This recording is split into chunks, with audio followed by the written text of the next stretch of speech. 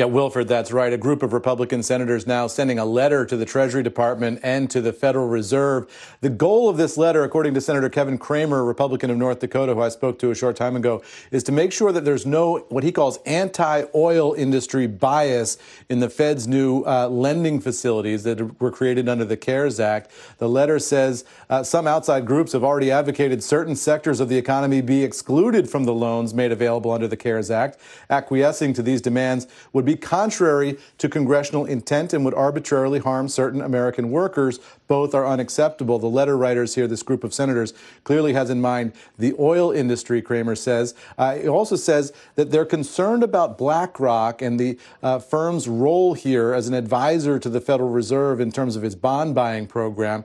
They're looking at warily here at BlackRock's self-professed sustainability initiative, and they're saying that they're worried that BlackRock might have undue green influence on the process over at the Fed. They say BlackRock announced that it would remove from its discretionary active investment portfolios the public securities, both debt and equity, of certain companies. So they're concerned about that. They say as long as BlackRock doesn't put its thumb on the scale, they don't necessarily have a problem here.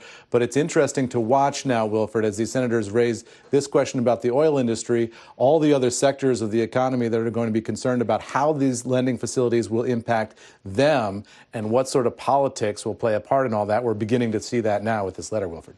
Eamon, thanks so much for that. We'll definitely keep an eye on that story as it develops. Meantime, of course, oil has been front and center in the market today. A big turnaround in the commodity, down 7%, though. Interestingly, energy still the best performing sector within the S&P 500, which is up about 1.25% as we stand.